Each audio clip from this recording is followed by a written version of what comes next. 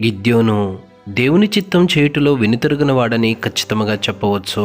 సరిగ్గా దేవుడి తను పిలిచే సమయమునకు ఇజ్రాయేలీల ప్రజలు ఫిలిస్తీన్ల చేతిలో ఘోరంగా ఓడిపోయి జీవనాధారమైనది కూడా లేక మిక్కిలి హీనదశకు వస్తారు.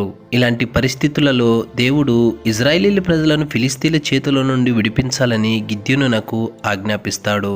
ఎప్పుడైతే గిద్యోను దేవుని యొక్క పిలుపును పొందుకున్నాడో ఆయన యందు విశ్వాసముతో దేవుని యొక్క బలాన్ని ధరించుకుని ఇజ్రాయేలీల ప్రజలను హింసిస్తున్న ఫిలిస్తీన్లతో పోరాడి దేశమును 1 కాదు 2 కాదు 40 సంవత్సరముల పాటు ప్రశాంతంగా ఉండేటట్లు చేస్తాడు. ప్రియ సహోదరుడా, నీవు కూడా నీ జీవితంలో అందరి చేత మోసపోయి సర్వం కోల్పోయి హీనదశలో ఉన్నావా?